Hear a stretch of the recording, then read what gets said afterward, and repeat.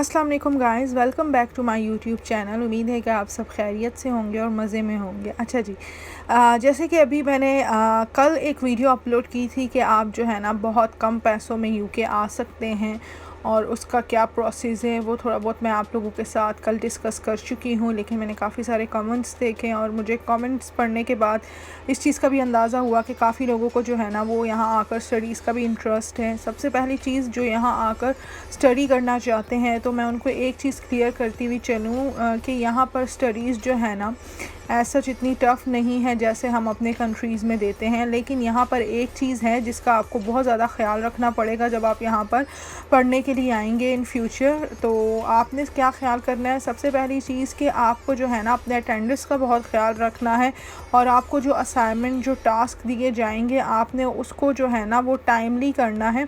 अगर आपने टाइम पे सबमिट नहीं किया तो आपके लिए काफ़ी प्रॉब्लम हो सकती है, क्योंकि स्टार्ट में आपको सिर्फ 1 साल का वीज़ा मिलता है। मैं मास्टर के स्टूडेंट की बात कर रही हूँ। तो मास्टर्स के स्टूडेंट, उनको 1 साल का वीज़ा और कुछ आई थिंक आप कह सकते हैं कि 16 महीनों तक का वीज़ा मिलता है, 16 मंथ या 14 मंथ्स का। ठीक हो गया। तो उसके दौरान अगर आप कोई भी अपनी असाइनमेंट टाइम पे सबमिट नहीं करते तो आपका जो रिज़ल्ट आता है उसका थोड़ा सा जो है ना वो टाइम ज़्यादा हो जाता है। तो वो प्रॉब्लम हो सकता है, क्योंकि फिर आप जो है ना वीज़ा एक्सपायर के करीब होते हैं। तो बेटर यही है कि आप टाइम पे ही स्टडीज़ को कंप्लीट करें। अच्छा जी, अपनी असाइनमेंट्स को, यहाँ पर फ़ाइनल एग्ज़ाम्स बहुत कम होते हैं। एमसीक्यूज़ बेस अगर होते हैं ऑनलाइन क्विज़ेस तो वो भी बहुत ईजी होते हैं, हो जाते हैं। और ऐसा नहीं होता जैसे 3-3 घंटे का हम पेपर देते हैं अपने होम कंट्री में, तो ऐसा नहीं है यहाँ पर सिस्टम। अच्छा, बात करते हैं जो चीपेस्ट यूनिवर्सिटी है। आप जो है ना इन यूनिवर्सिटीज़ पे अप्लाई कर सकते हैं। अच्छा, बात अगर लंदन की जाए तो यहाँ पर भी काफ़ी सारी यूनिवर्सिटीज़ हैं, लेकिन उनकी फ़ीस थोड़ी सी ज़्यादा है एज़ कम्पेयर अदर सिटीज़ की।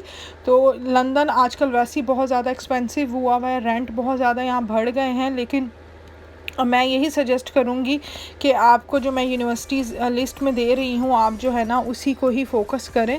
और इसके अलावा भी कोई हेल्प चाहिए हो तो आप मुझसे कमेंट सेक्शन में पूछ सकते हैं। अच्छा, एक और भाई ने क्वेश्चन किया था कि आइल्स के बग़ैर, मैं आपको पहले भी बता चुकी हूँ, आइल्स के बग़ैर भी आप जो है वो आ सकते हैं। एक है ड्यूलिंगो, वो ड्यूलिंगो आपको करना होता है, वो एक ऑनलाइन होता है। और एक होता है language cert, Oxford certificate language, इस तरह का। तो ये 3 इंग्लिश के टेस्ट हैं।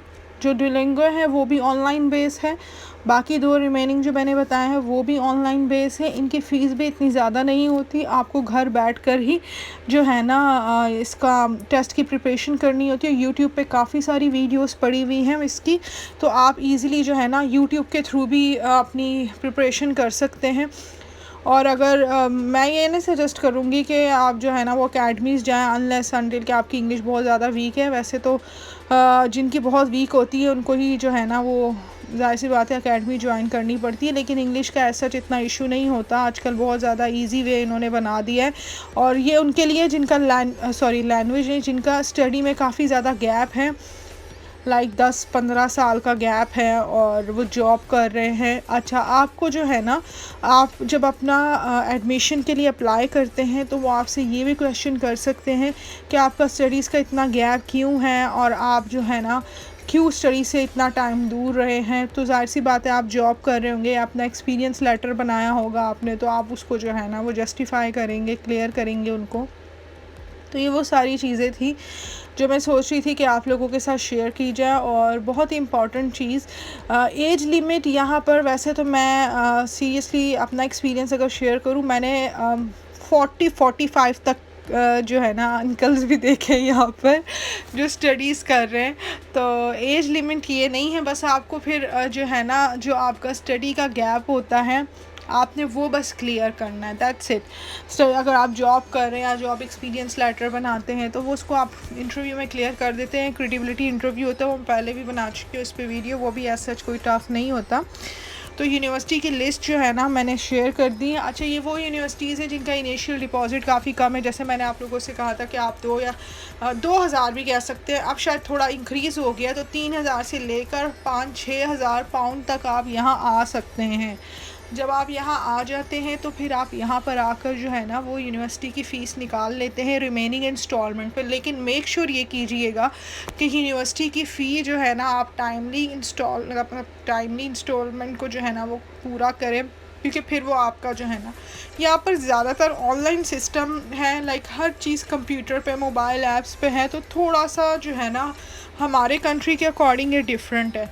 तो ये चीज़ें आप लोगों के लिए न्यू होंगी, तो इसलिए मैं सोच रही थी कि आप लोगों को एक छोटी सी वीडियो के थ्रू जो है ना सारी इंपॉर्टेंट इन्फॉर्मेशन शेयर कर दूँ। तो मिलते हैं आपसे नेक्स्ट व्लॉग में, तब तक के लिए अल्लाह हाफिज़, अपना ख्याल रखें।